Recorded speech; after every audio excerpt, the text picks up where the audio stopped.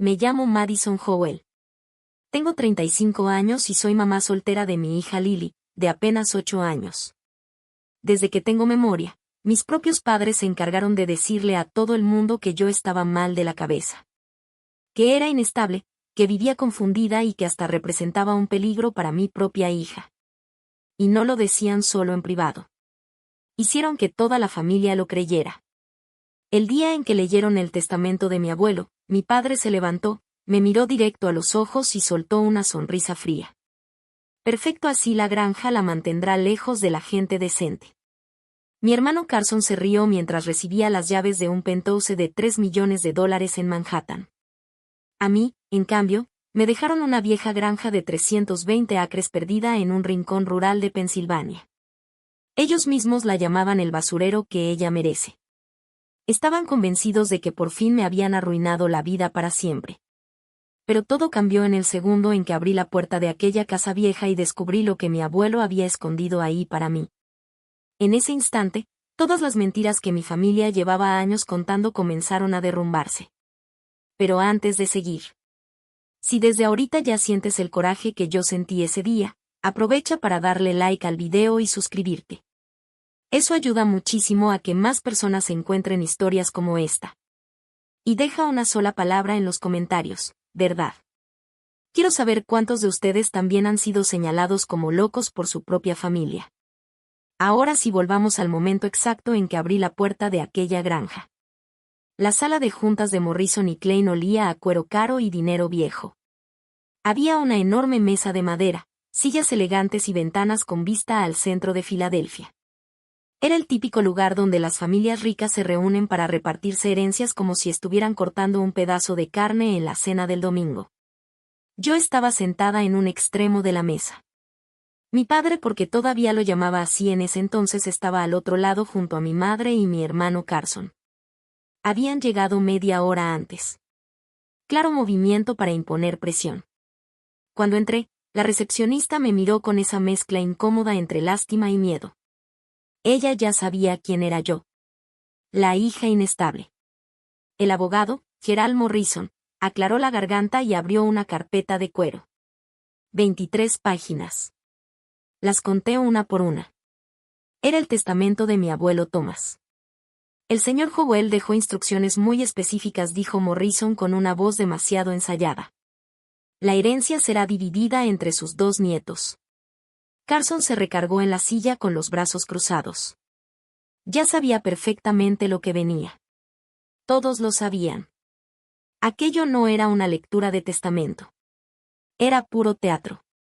Para Carson Howell Jr., continuó el abogado, se entrega la propiedad ubicada en 420 East 72nd Street, Nueva York. Penthouse completamente amueblado con un valor aproximado de $3 millones. Mi padre sonrió de inmediato.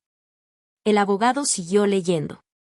Además, una cartera de inversiones valuada en $120,000 y $50,000 en efectivo. Mi padre estiró la mano y apretó el hombro de Carson con orgullo. Bien merecido, hijo. Carson ni siquiera se molestó en mirarme. Sacó su teléfono y comenzó a deslizar la pantalla como si yo ni existiera. El abogado Morrison pasó otra página.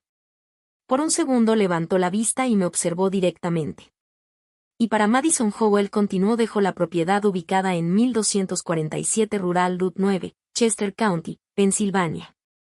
320 acres, incluyendo la casa principal, el granero y varias construcciones adicionales.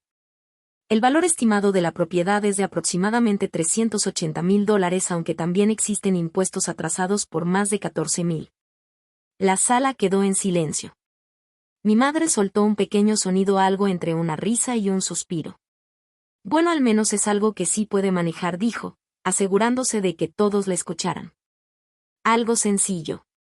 Carson levantó la mirada del celular y sonrió con burla. ¿Quieres ayuda para limpiar todo eso, Maddie? Igual y hasta sirve venderlo por piezas. No respondí. Morrison deslizó una llave sobre la mesa. Era una vieja llave de latón, desgastada y opaca por los años. Se detuvo a unos centímetros de mi mano. El señor Howell pidió específicamente que visite la propiedad dentro de los próximos 30 días, dijo Morrison. Ahora sí me estaba mirando de verdad. Y dejó muy claro que debía ir sola. Mi padre se levantó de su asiento y acomodó su corbata. Es lo correcto, anunció como si estuviera dando un discurso. Considerando sus limitaciones. Mi madre tomó mi mano con una falsa ternura. Se suponía que debía parecer un gesto amable. No lo era. Tomé la llave. No dije una sola palabra. Y me fui. Mis tenis resonaban sobre el piso de mármol mientras atravesaba las enormes puertas de cristal del despacho. Mi celular ya estaba vibrando. 3 llamadas perdidas de mi cuñada. Contesté hasta la cuarta, intentando mantener la voz firme. ¿Lily está bien? Sí, está bien, respondió ella. Pero no deja de preguntar si otra vez nos vamos a mudar. Sentí un nudo horrible en la garganta. Otro cambio más. Otro departamento húmedo, escondido en un sótano que olía a moho y decepciones. Tenía apenas $1,830 en mi cuenta bancaria y un viejo Civic que probablemente no sobreviviría a otro invierno. La idea de llevar a mi hija de 8 años a una granja cayéndose a pedazos se sentía como otro fracaso encima de todos los demás. 35 años acumulando derrotas. Pero quedarme en Upper Darby significaba seguir viviendo bajo el control de mi familia. Y ya no podía seguir así. Ni por Lily. Ni por mí. Me quedé sentada dentro del coche en el estacionamiento durante 7 minutos completos. Las manos apretando el volante. El motor apagado. Entonces grité. Solo una vez. Saqué todo el dolor de golpe en aquel espacio vacío. Y después silencio. Encendí el auto y regresé al sótano de mi cuñada, donde Lily me estaba esperando. El camino hacia la granja duró 1 hora con 18 minutos. 52 millas atravesando los paisajes de Pensilvania, paisajes que probablemente habrían sido hermosos si todavía me quedaran fuerzas para apreciarlos. Lily iba sentada en el asiento del copiloto de mi Honda Civic 2019 viendo videos en una tablet con la pantalla estrellada. La luz del check engine llevaba 3 semanas encendida. La había ignorado todo ese tiempo, igual que muchas otras cosas. Otra preocupación más para resolver cuando tuviera dinero. Cuando tuviera tiempo. Cuando tuviera algo. Mamá. Sí, mi amor. ¿Cuánto tiempo nos vamos a quedar en la granja? No tenía una respuesta real. Mi cuenta de ahorros apenas tenía $1,830. Llevábamos 1 año y medio viviendo en el sótano de la hermana de mi ex esposo Derek. Sin pagar renta, pero siendo una situación temporal. Y hay algo muy cruel en vivir demasiado tiempo en un lugar temporal. Poco a poco te va rompiendo por dentro. Ya veremos, le dije intentando sonar tranquila. Tal vez hasta se vuelve una aventura. Lily no parecía muy convencida. Tenía 8 años, pero ya había aprendido a leerme mejor de lo que yo misma podía hacerlo. El GPS nos sacó de la carretera principal y nos metió por caminos cada vez más pequeños. Primero 2 carriles. Luego 1. Árboles enormes cerrándose alrededor del camino. Casi no veo la entrada. Rural Route 9 ni siquiera tenía letrero. Solo un camino de grava escondido entre hierbas crecidas y ramas descuidadas. La casa apareció frente a nosotras como algo salido de una película de terror. El porche estaba vencido hacia un lado. Las persianas colgaban torcidas. La pintura se estaba cayendo en largas tiras desgastadas. El granero de atrás parecía tan frágil que un viento fuerte podría derribarlo. La maleza se había tragado por completo lo que antes debió ser el jardín principal. Y detrás de todo eso las 320 acres de terreno desaparecían entre las sombras de la tarde. Puse el auto en parking y apagué el motor. Lily se quedó mirando por el parabrisas. ¿De verdad vamos a vivir aquí? Solo por un tiempo, respondí. Ella siguió observando la casa unos segundos más. Parece un lugar que nadie quiso nunca. Ese comentario me golpeó más fuerte de lo que esperaba. No supe qué responder. Bajamos del coche. En la cajuela llevaba 2 maletas. Todo lo importante que teníamos cabía ahí. Solo 2 maletas. Y darme cuenta de eso se sintió como otro tipo de humillación. La puerta principal todavía tenía las chapas originales de los años 60. En varias partes la pintura ya se había desgastado hasta dejar la madera expuesta. Metí la vieja llave de latón en la cerradura. Giró fácilmente. Demasiado fácil. Alguien había aceitado esa cerradura hacía poco. La puerta se abrió lentamente. Yo esperaba ese típico olor húmedo y encerrado de las casas abandonadas. Pero en lugar de eso, nos recibió un suave aroma a limpiador con olor a limón. Parpadeé confundida. El piso no rechinó bajo mis pies. De hecho, parecía que alguien había barrido recientemente. La pequeña mano de Lily se apretó contra la mía. «Mamá, esto no huele como película de miedo», susurró sorprendida. Por costumbre, presioné el interruptor de la luz. Y hasta me reí cuando el foco encendió de inmediato. Había electricidad. También agua funcionando cuando abrí la llave de la cocina. No era una casa lujosa. Pero estaba limpia. Cuidada. Casi como si hubiera estado esperando nuestra llegada. Por primera vez en muchos meses, sentí que ese peso horrible en el pecho se aflojaba aunque fuera un poco. Quienquiera que hubiera cuidado aquel basurero, lo hizo con dedicación. Y ese pequeño gesto de cariño, viniendo de alguien que ya no estaba vivo, casi me rompió ahí mismo, parada en la entrada. La casa por dentro no era lo que esperaba. Estaba limpia. Los muebles seguían cubiertos con sábanas blancas. El piso de madera había sido barrido recientemente. El aire olía a viejo, pero no a humedad ni abandono.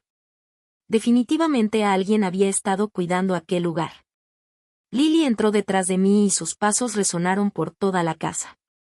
«Huele a libros viejos», dijo mirando alrededor. «A tu abuelo le encantaban los libros». Las palabras se me salieron sin pensar. Ni siquiera había querido decirlas en voz alta. Mucho menos llamarlo abuelo. Thomas llevaba 8 meses muerto.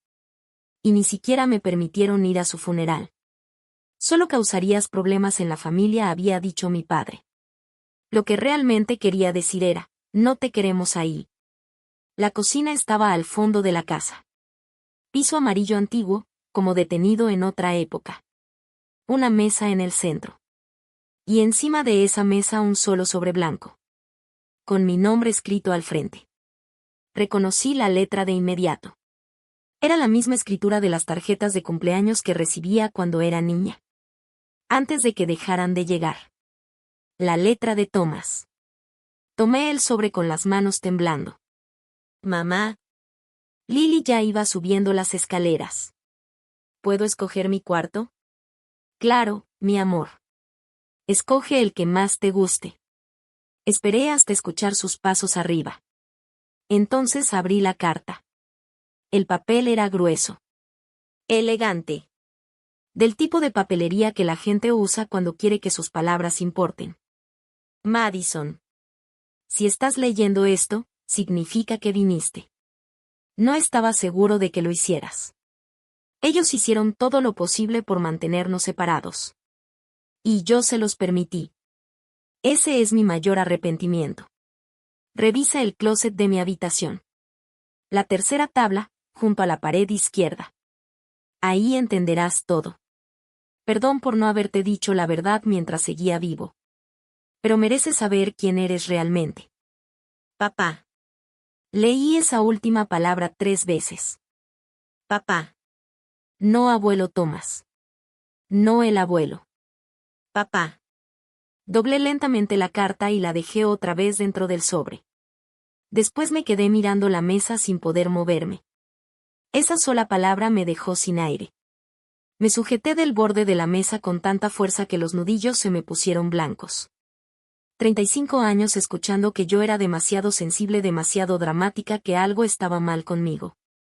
Y de pronto todo comenzó a tener sentido. Como si un espejo roto finalmente mostrara la verdad completa. Thomas. Mi verdadero padre. Había estado ahí todo el tiempo. Viendo cómo borraban su lugar de mi vida mientras yo llamaba papá a otro hombre. Los recuerdos empezaron a golpearme uno tras otro. El verano en que tenía 10 años y él me enseñó a sembrar girasoles detrás de la casa. Los girasoles siempre buscan la luz, Madison igual que tú. También recordé cómo me deslizaba un billete de $5 para comprar helado cuando mis padres no estaban viendo. Todo ese cariño silencioso que yo había aprendido a ignorar, como si fuera solo el raro comportamiento del abuelo, ahora me caía encima con otro peso. Arriba, los pasos de Lily sonaban por el pasillo mientras exploraba la casa, como si por fin hubiera espacio para respirar. Yo sabía que no podía dejar que ella creciera cargando las mismas mentiras que yo cargué toda la vida. Pasara lo que pasara después, la verdad, el golpe inevitable contra mi familia, todo el caos que venía, yo tenía que enfrentarlo por ella, por las dos. Me limpié las lágrimas, enderecé los hombros y subí las escaleras, caminando como si avanzara dentro del agua, lenta, pesada. El cuarto de Thomas estaba al final del pasillo, con la puerta entreabierta. Adentro todo era sencillo, una cama, un ropero, un buró viejo, nada exagerado. Lily estaba en el cuarto de enfrente acomodando sus peluches sobre un colchón vacío y gritó feliz que le gustaba ese cuarto porque tenía un asiento junto a la ventana, y yo le dije que perfecto, que era suyo. Cerré la puerta del cuarto de Thomas detrás de mí y me arrodillé frente al closet. La madera del piso estaba gastada, suave por los años.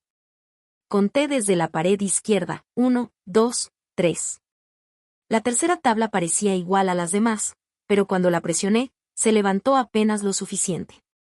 Debajo había un espacio oculto, y dentro, una caja fuerte pequeña, ignífuga, con cerradura digital.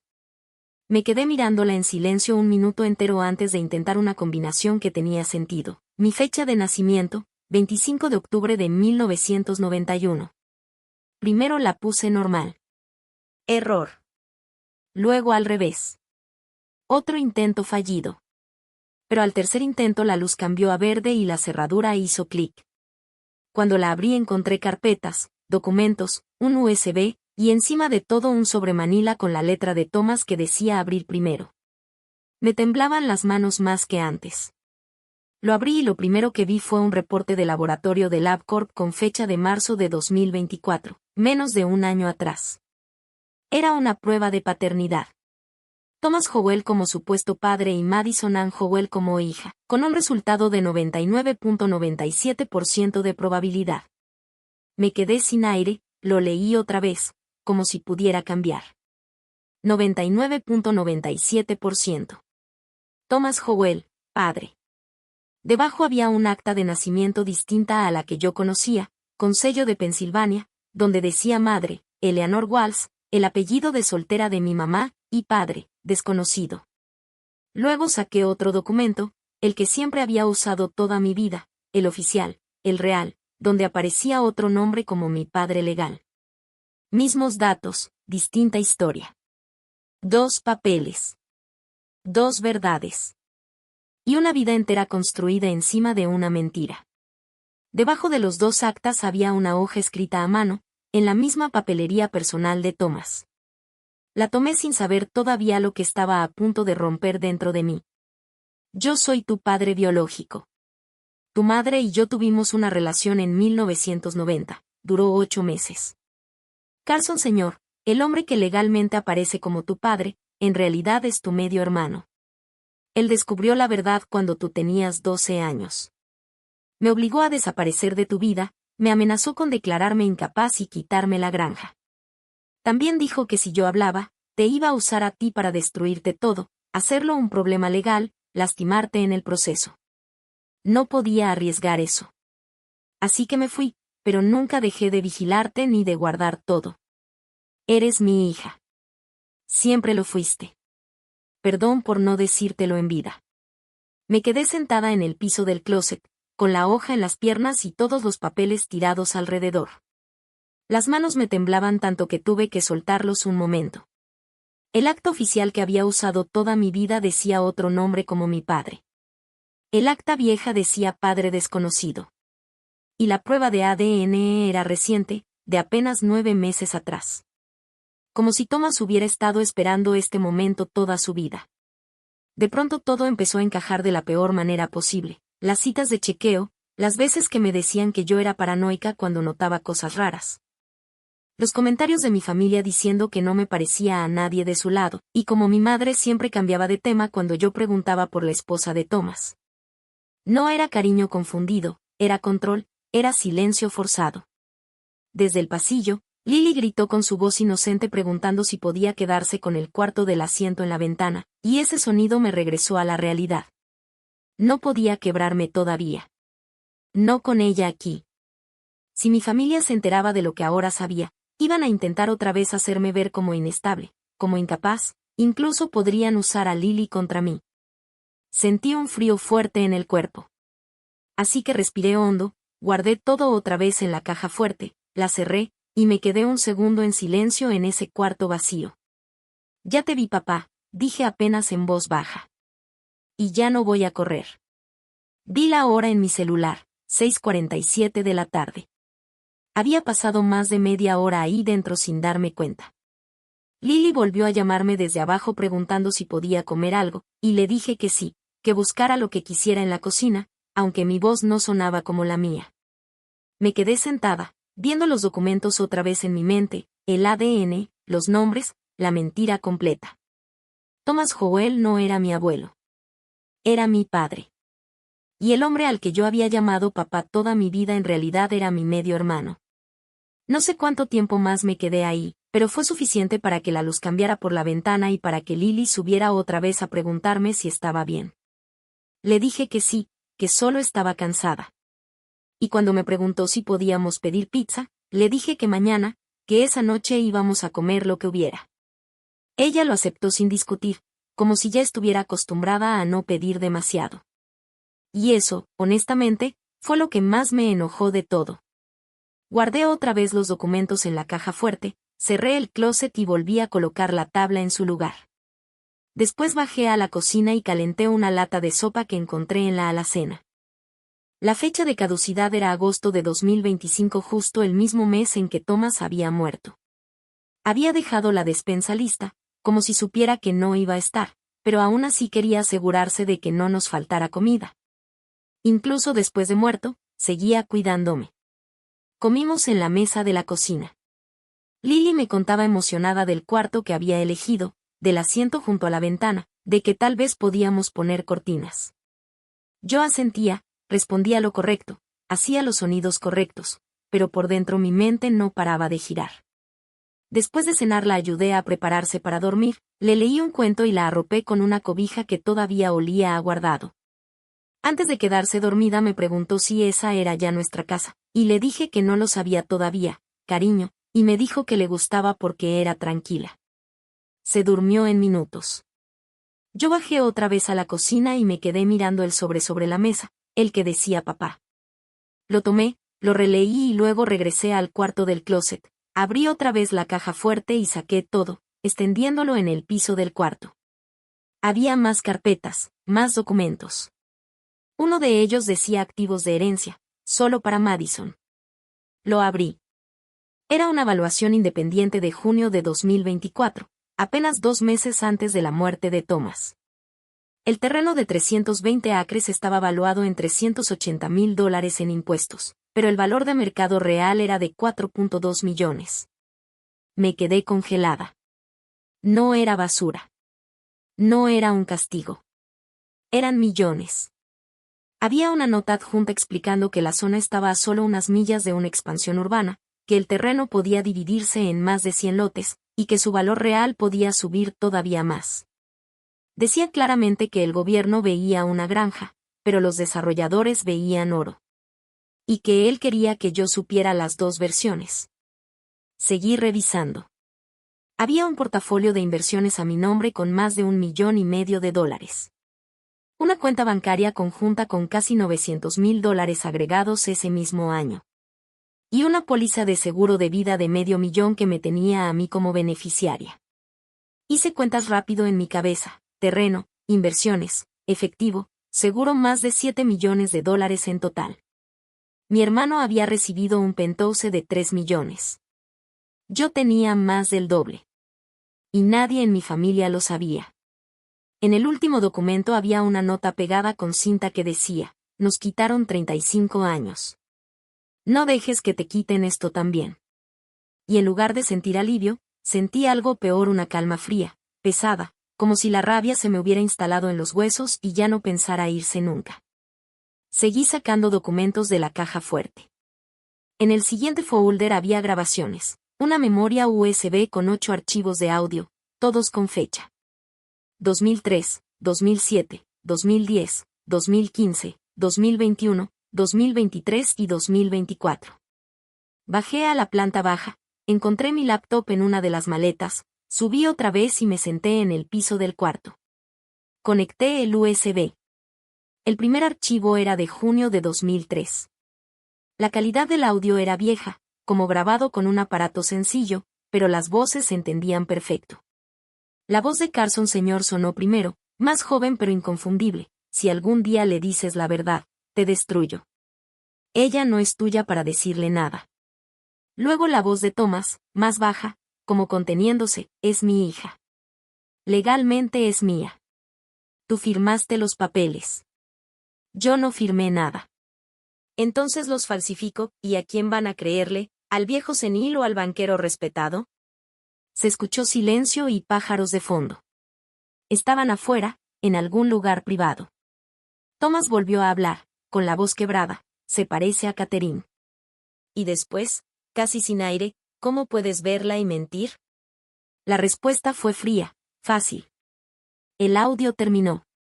Me quedé congelada viendo la pantalla de la laptop. Ya lo sabían desde que yo tenía 12 años. Desde 2003. Lo habían sabido todo el tiempo y aún así borraron a Thomas de mi vida para enterrar la verdad. Abrí el siguiente archivo.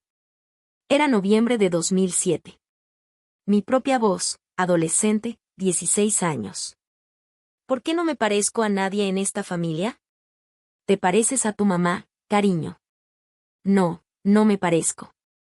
Vi fotos antiguas. No me parezco a nadie excepto a la esposa de mi abuelo Thomas en las fotos. Me veo igual a ella. Hubo una pausa larga. Eso es tu imaginación, Madison. No lo es. Tenemos los mismos, son genes recesivos. Estás exagerando. No estoy exagerando, es que esto es exactamente lo que nos preocupa de ti, cuando te obsesionas con cosas que no existen.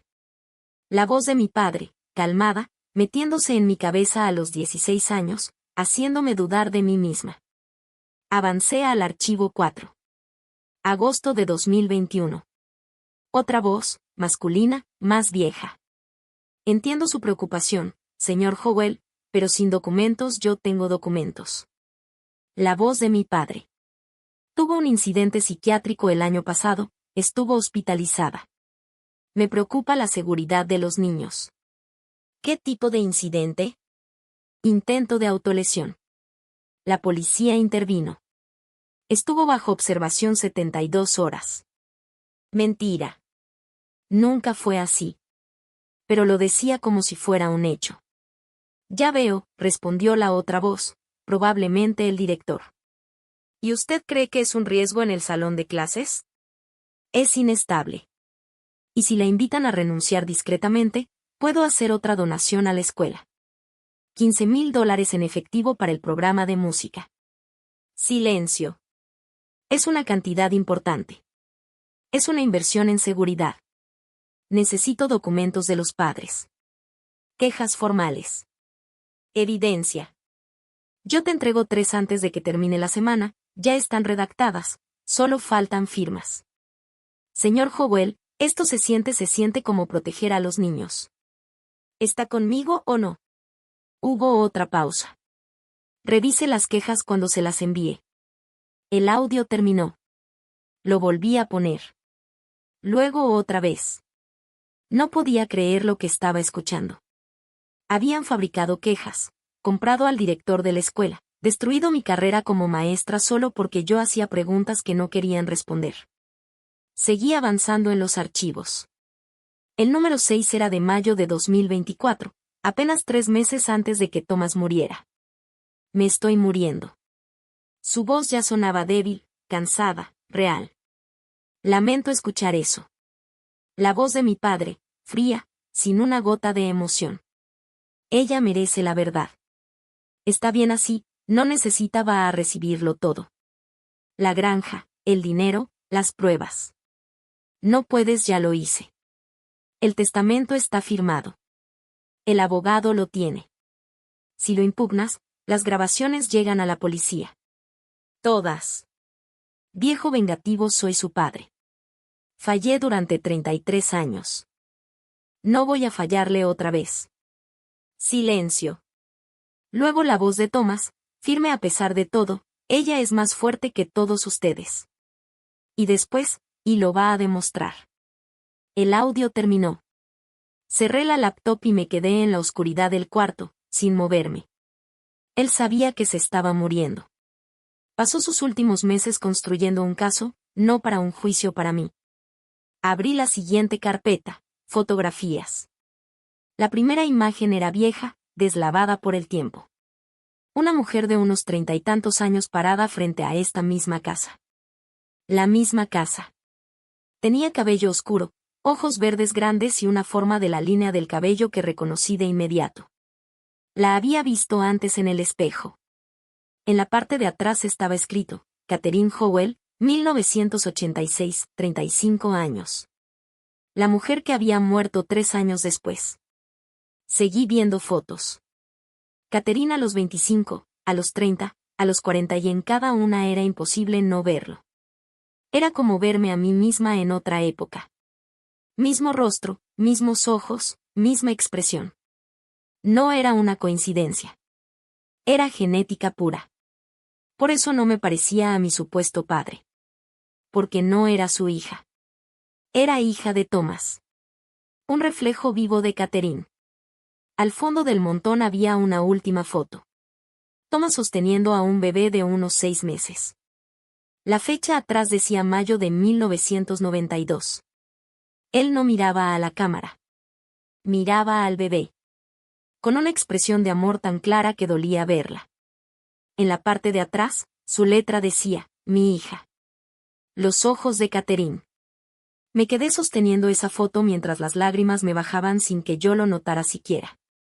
Él me había amado por completo, sin condiciones y aún así, me habían robado 35 años de ese amor sin que yo lo supiera. Escuché un ruido abajo. Me quedé helada. Eran como las 11 de la noche. Estábamos solas o eso creía. Entonces escuché la voz de Lily. Mamá. Tuve una pesadilla. Solté el aire que no sabía que estaba aguantando. Dejé las fotos sobre el piso y bajé rápido las escaleras. Aquí estoy, bebé. Estaba en la cocina, abrazando su conejito de peluche, el mismo que había encontrado en una caja de mudanza, el que tenía desde que era chiquita. La cargué. Ya estaba grande para eso, pero no se negó. ¿Qué soñaste? Que teníamos que irnos y tú estabas triste. No nos vamos a ir, le dije. Nos vamos a quedar aquí. Este lugar es nuestro. Ella solo asintió, recargándose en mi hombro. La llevé de nuevo a su cuarto y la acomodé en la cama. Mamá. Sí. Me gusta aquí, me siento segura. Le di un beso en la frente. Sí, es seguro. Te lo prometo. Cuando se quedó dormida, regresé al cuarto de Thomas. Otra vez a la caja fuerte. Todavía había un folder más. Carson Howell Jr., archivo de evidencia. Lo abrí. Adentro había estados de cuenta bancarios, todos con su nombre.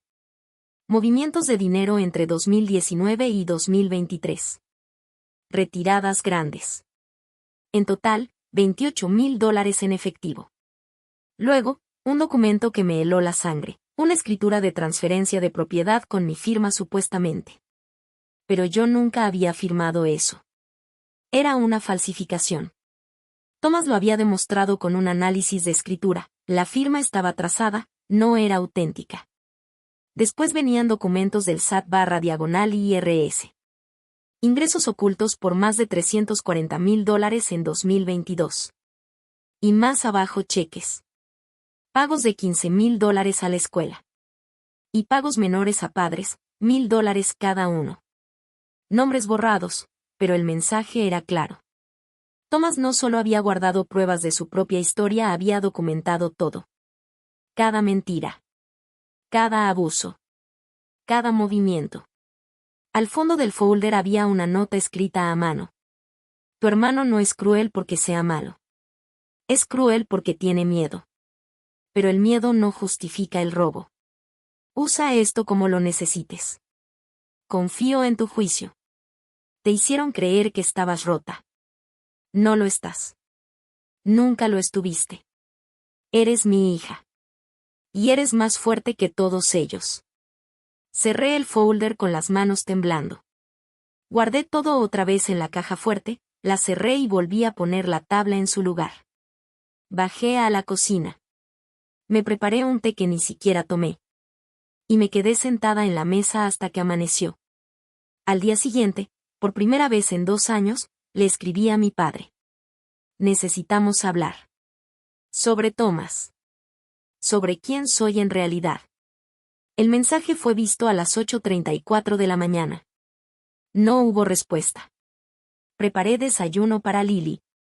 Huevos revueltos con lo que había dejado Thomas en el refrigerador, pan tostado del congelador. Comimos en silencio. Ella notó que algo había cambiado pero no preguntó. Después del desayuno, le dije que tenía que salir a hacer un mandado. ¿Puedo quedarme aquí? Claro que sí, pero quédate adentro, ¿sí? No te acerques al granero. Está bien. Le di la tablet completamente cargada, con datos ilimitados que apenas podía pagar, y ella se fue feliz al asiento de la ventana en su cuarto, como si por fin tuviera un lugar tranquilo. Yo me subí al coche y manejé unos 18 millas hasta un almacén, Storrite, en el condado de Chester. La unidad 28B. La llave estaba en la caja fuerte de la casa, pegada con cinta debajo de la tapa. El lugar estaba limpio, climatizado, con códigos en la entrada y otro código más para el edificio. La 28B estaba hasta el fondo del pasillo. Abrí la puerta. Adentro había un cuarto pequeño, tal vez de 3 por 3 metros, pero estaba lleno. Cajas, contenedores de plástico, todo perfectamente etiquetado con la letra de Thomas. Madison, de 0 a 5 años. Madison, de 6 a 10. Madison, de 11 a 15. Abrí la primera caja. Cartas de cumpleaños. Decenas. Todas dirigidas a Thomas, todas enviadas por mí. Desde que tenía 6 años hasta los 24. Todas regresadas, sin abrir. Mi padre había interceptado cada una. Las había bloqueado. Pero Thomas las guardó todas. La siguiente caja tenía dibujos, pinturas, trabajos de la escuela. Cosas que yo había hecho cuando venía de visita a la granja en veranos. Todo estaba ahí. Todo. Luego vi un peluche. Un conejito azul, con una oreja rota. Lo había perdido cuando tenía 10 años. Mi mamá me dijo que lo había tirado porque estaba sucio. Thomas lo había guardado, lo reparó, lo conservó como si fuera algo valioso. La siguiente caja tenía VHS. 6 cintas. Todas etiquetadas con mi edad y la fecha. Madison, 2 años. Primera visita a la granja. Madison, 5 años. Plantando en el jardín. Madison, 7 años. Cumpleaños. Madison, 9 años. Aprendiendo a andar en bici. Madison, 11 años. Último verano. Yo ni siquiera tenía reproductor de VHS desde hacía más de 20 años, pero sabía lo que había ahí. Momentos que yo ya había olvidado. Momentos que él había guardado vivos para mí.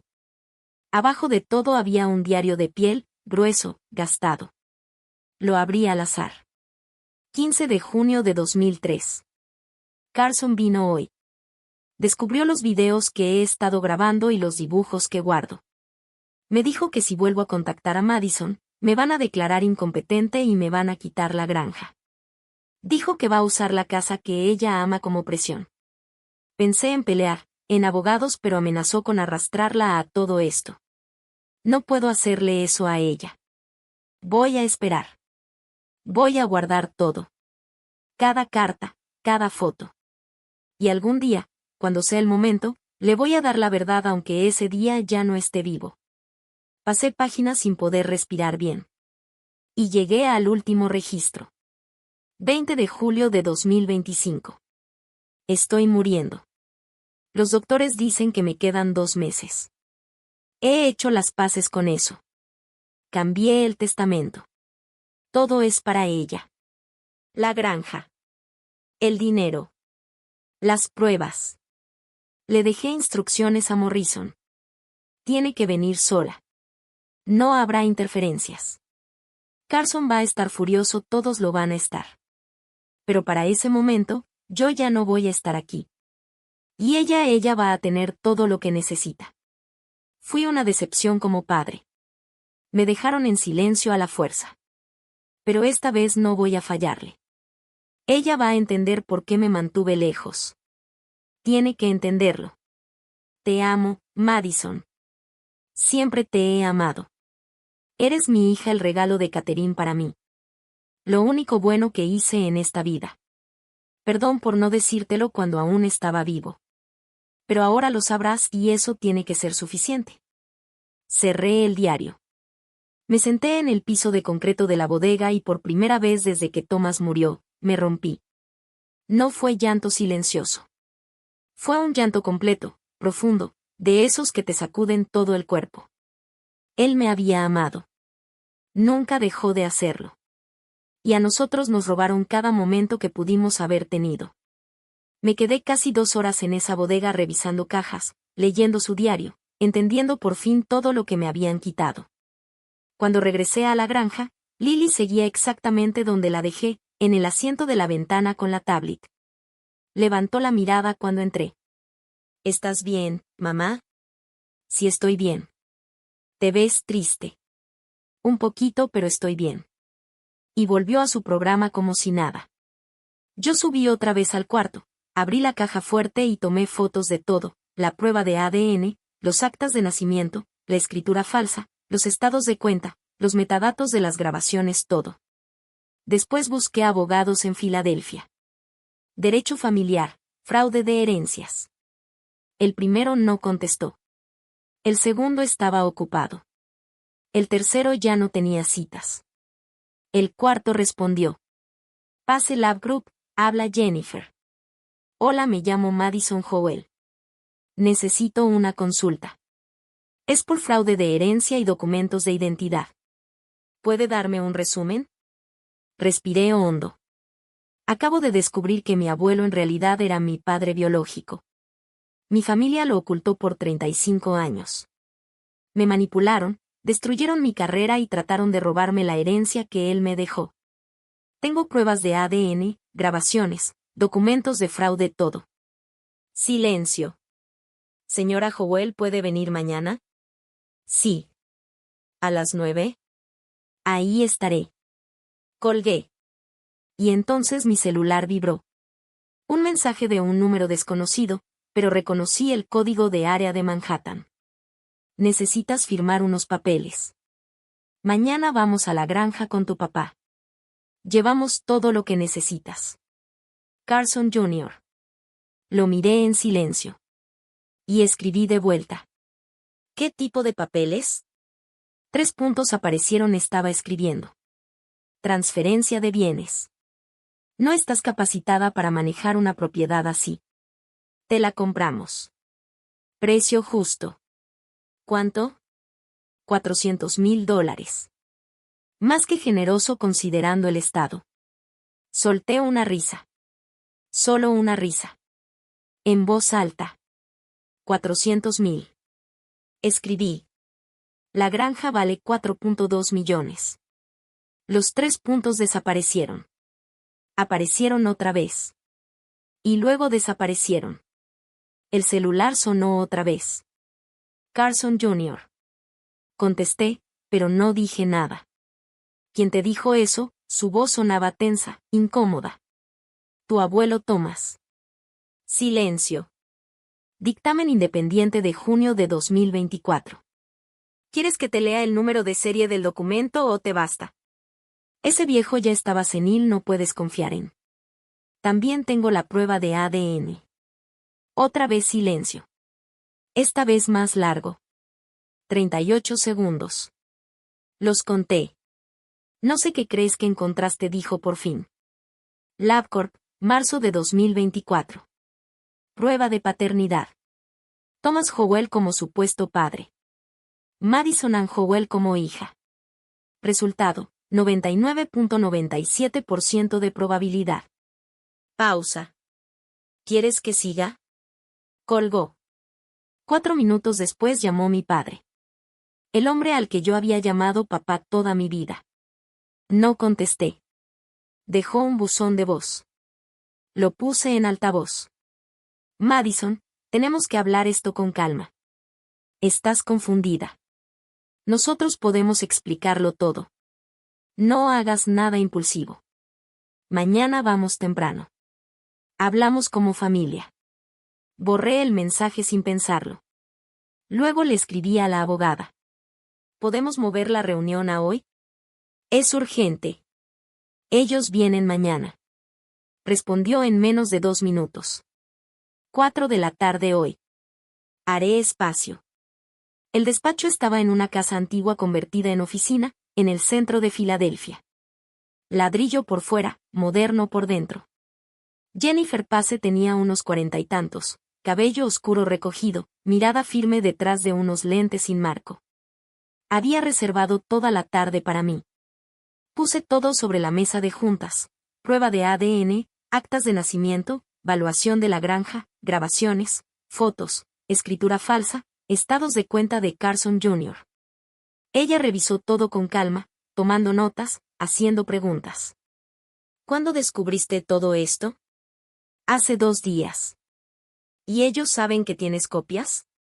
No todavía. Solo saben lo del ADN. Asintió mientras revisaba las transcripciones de las grabaciones. Esto es fuerte fraude, falsificación de documentos, posible soborno, corrupción si lo de la escuela se confirma, manipulación emocional, daño intencional. ¿Se puede ganar? Me miró directo. Ganar no es la palabra. La pregunta es ¿qué quieres lograr? Que lo admitan. En público. Jennifer cerró la carpeta. Entonces vamos con todo. Pero sin impulsos. Todo estratégico. ¿Qué hago mañana cuando lleguen? Déjalos entrar. Graba todo. Cualquier amenaza, cualquier admisión. En este estado puedes grabar legalmente sin avisarles. ¿Y después? Les mandamos una demanda de acuerdo. Les da 72 horas. Van a rechazarla, siempre lo hacen. ¿Y luego? Demanda formal. Y filtramos el caso a medios legales en Filadelfia. Me quedé en silencio. ¿Cuánto?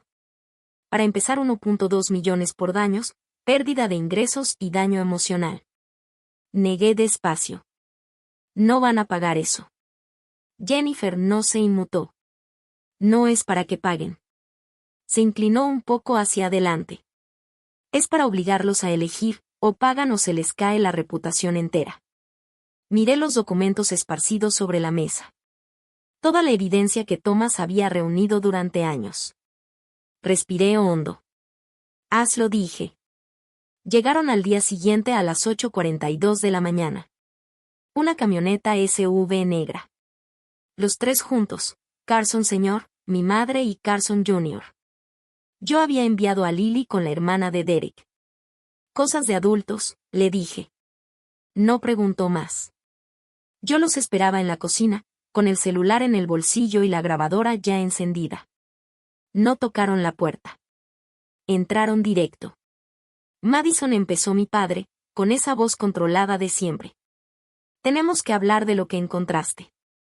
De lo que encontré, respondí. Mi madre dio un paso adelante.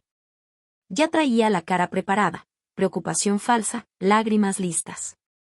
Cariño, estás confundida. Ese ADN, esas pruebas pueden salir mal. Thomas estaba enfermo al final, paranoico. Seguro mandó otra muestra.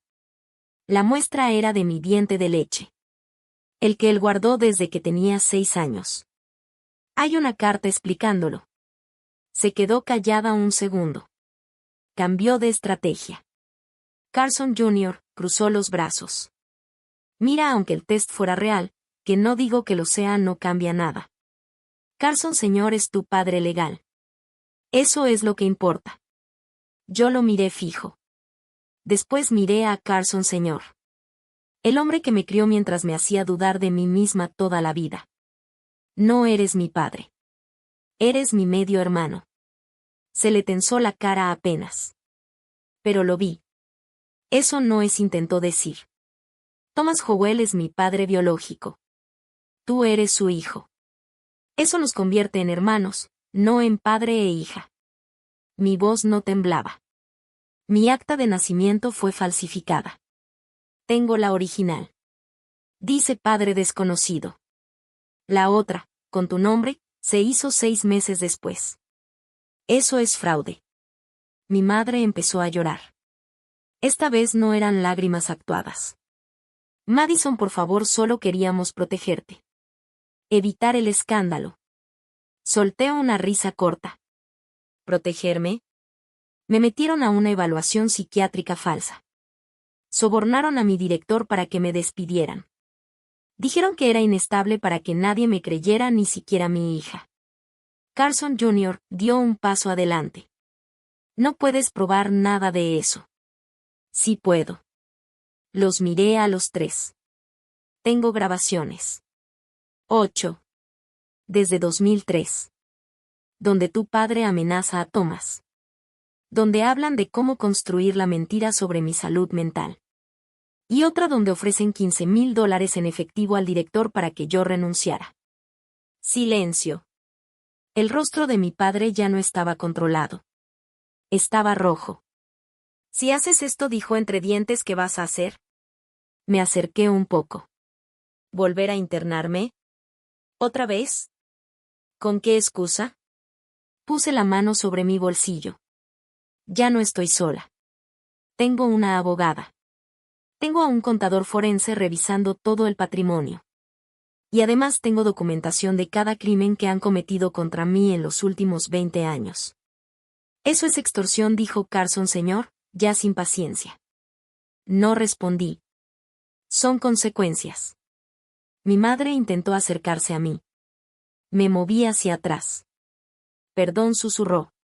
De verdad lo siento, nosotros no queríamos. Si querían, la interrumpí. Cada palabra. Cada decisión. Ustedes eligieron.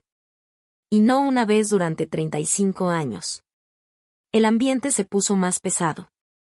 ¿Qué quieres?, preguntó mi padre, ya sin máscara, directo, frío. Que se vayan, dije. Tienen 48 horas. Después de eso, mi abogada mete la demanda civil. Y todo esto va a la prensa. No te atreverías, dijo él. Lo miré fijo. Pruébame. Se quedaron ahí parados, como si por primera vez en su vida ya no tuvieran el control. Vamos a pelear esto, dijo Carson Jr. Tenemos abogados, dinero, te vamos a hundir en juicios. Pueden intentarlo. Me acerqué un poco. Pero el ADN es definitivo. Las grabaciones están verificadas. Y a la gente le encantan las historias de familias ricas estafando a sus propios hijos. Hice una pausa. A tus socios no les va a gustar saber lo del documento falsificado. Y al SAT le va a interesar mucho el dinero que no reportaste. Se quedó pálido. No dijeron nada más. Se dieron la vuelta y salieron.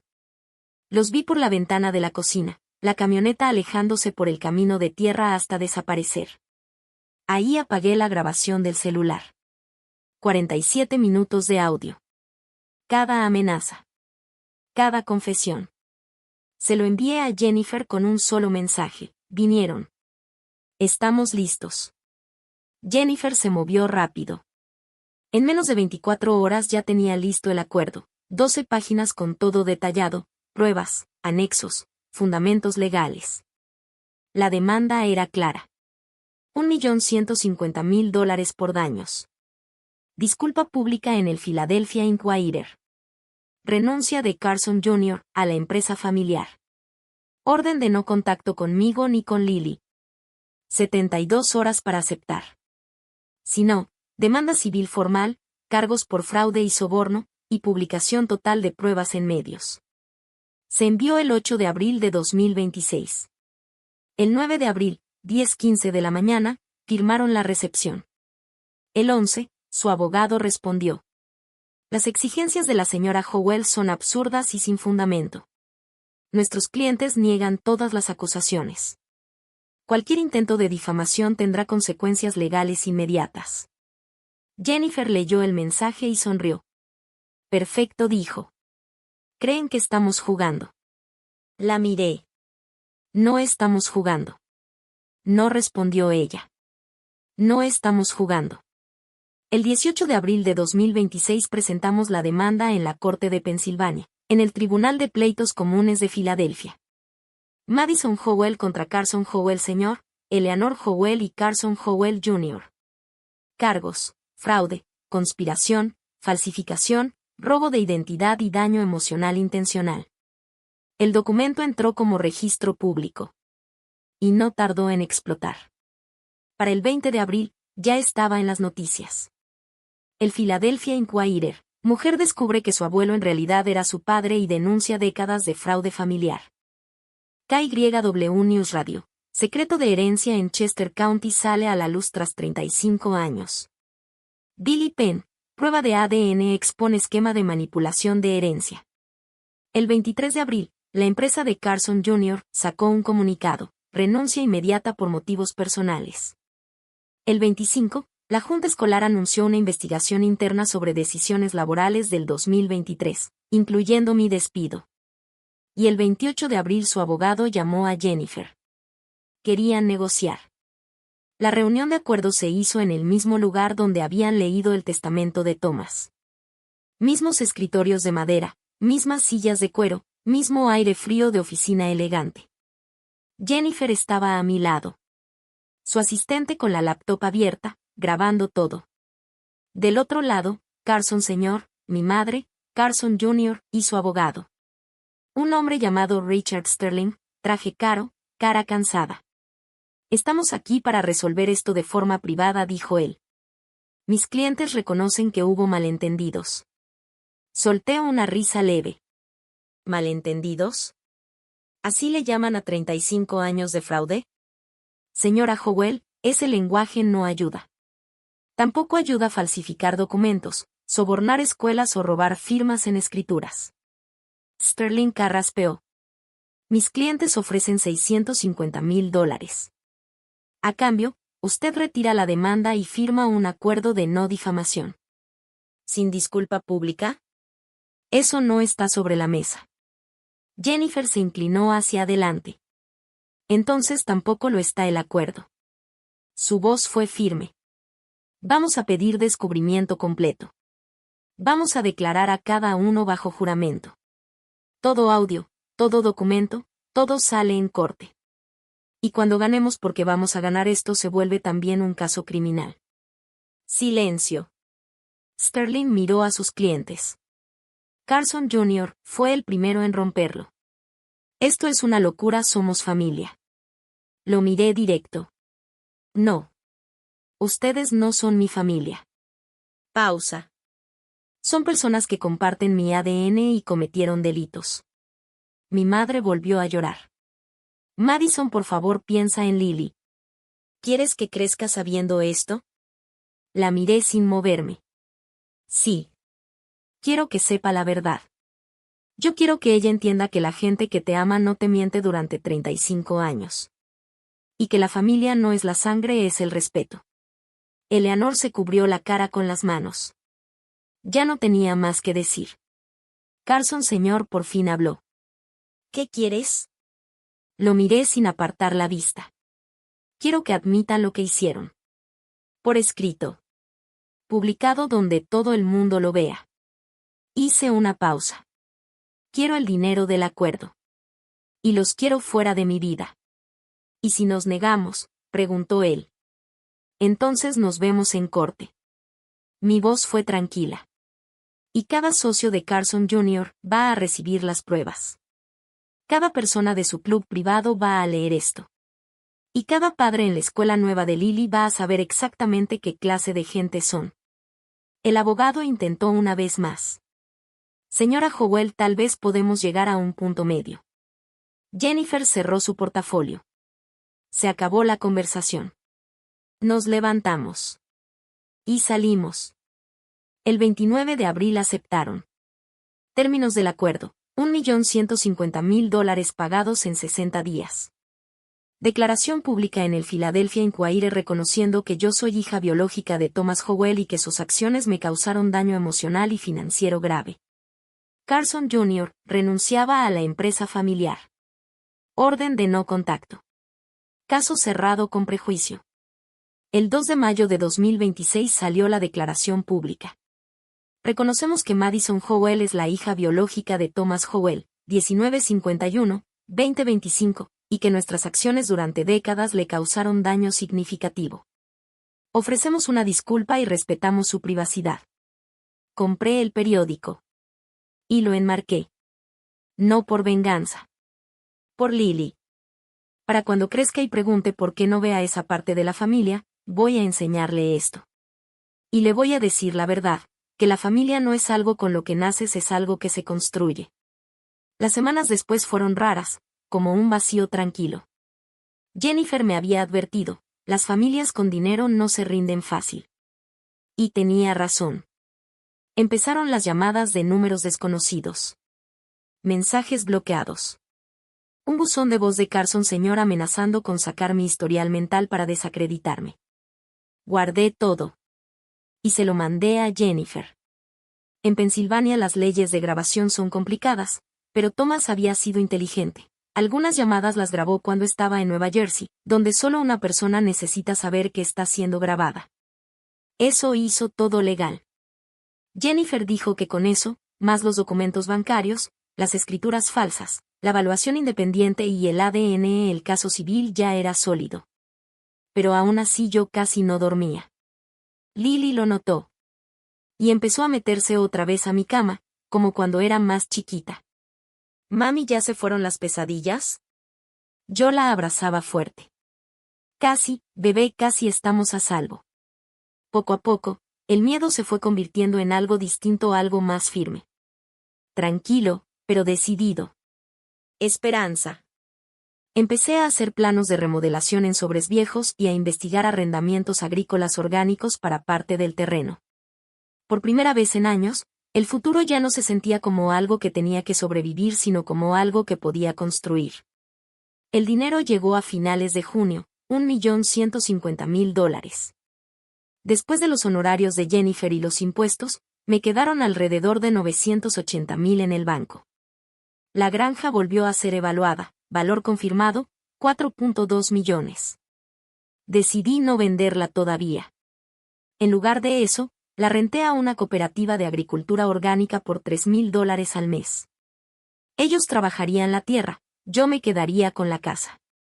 Con $180.000 renové la propiedad, techo nuevo, cimientos reforzados, cocina nueva.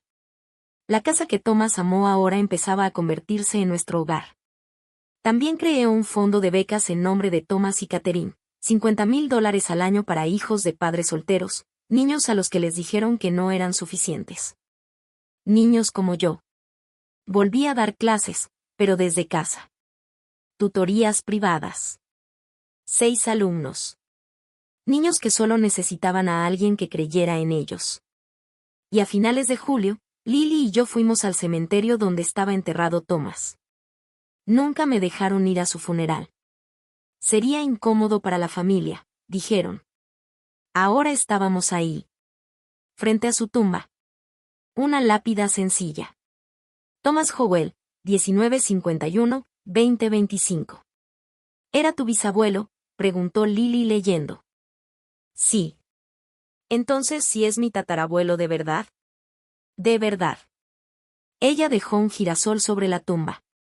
Su flor favorita. Ojalá lo hubiera conocido, dijo. Yo también, bebé, yo también. Nos quedamos en silencio mucho rato. El sol se estaba escondiendo y el cementerio estaba completamente tranquilo. Saqué la última carta. La que Thomas había dejado con su abogado para dármela después del acuerdo. La abrí ahí, junto a su tumba, con Lily a mi lado. Madison, si estás leyendo esto, ganaste. Yo sabía que lo harías. Siempre fuiste mi hija. Desde que naciste, vi a Catherine en ti, su fuerza, su inteligencia, su capacidad de amar incluso cuando el mundo no te daba razones para hacerlo. Perdón por no habértelo dicho en vida. Perdón por dejar que me callaran. Pensé que te estaba protegiendo, pero el silencio nunca protege a nadie. Solo deja crecer las mentiras. La granja es tuya. El dinero es tuyo. La verdad es tuya. Úsalos bien. Te merecías más que yo. Te merecías un padre que te defendiera, que peleara por ti. Fallé en eso, pero espero que la granja te diga lo que yo no pude. Espero que cada documento, cada grabación, cada dibujo guardado y cada tarjeta de cumpleaños te recuerde que fuiste amada por completo, sin condiciones. Eres mi hija, el regalo de Catherine para mí, lo único bueno que hice en esta vida. Te amo. Siempre te he amado. Vive la vida que intentaron robarte. Papá. Doblé la carta y la guardé en mi bolsillo. Lily me tomó de la mano. ¿Estás bien, mamá? Sí, bebé, estoy bien. Caminamos de regreso al coche. El sol ya se había ido y el cielo estaba lleno de estrellas. Volteé una última vez hacia la tumba, hacia el hombre que me amó lo suficiente como para decirme la verdad. Gracias, susurré. Y nos fuimos a casa. A la granja. A la casa que ahora era nuestra. 6 meses después, me llamó la fiscalía. Habían revisado todo. El caso de la junta escolar pasó a investigación criminal. El director renunció. Los padres que habían sido pagados para hacer denuncias falsas fueron identificados. Carson Sr. estaba bajo investigación por fraude y sobornos. Carson Jr. por evasión de impuestos. Yo acepté declarar si era necesario, pero la verdad es que ya no lo necesitaba para sentir que había ganado. Lily estaba feliz. Nueva escuela, nuevos amigos. Les decía con orgullo. Mi bisabuelo nos dejó una granja. Y lo decía sonriendo. Planté un jardín, girasoles, tomates, hierbas, cosas que Catherine cultivaba, cosas que Thomas amaba.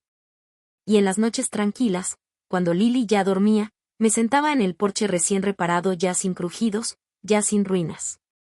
Y pensaba en la familia que pasó años diciendo que yo estaba loca solo porque veía lo que ellos querían esconder. La familia que creyó que un ADN, unas grabaciones y la palabra de un hombre viejo no serían suficientes. Se equivocaron. La verdad sí fue suficiente. Siempre lo fue. Y cuando por fin salió a la luz, no fui yo la que se rompió. Fueron ellos. Me quedé ahí, en la casa que mi padre me dejó, con la hija a la que estoy criando para que nunca acepte mentiras. Y por primera vez en mi vida me sentí completamente libre. Si alguna vez te han hecho dudar de lo que ves, si te han dicho que estás loco por notar lo obvio, no estás solo. Confía en lo que ves. Guarda pruebas. Y recuerda algo importante. Los que más insisten en decirte que estás roto suelen ser los mismos que están escondiendo sus propios errores. Mi nombre es Madison Howell. Esta es mi historia.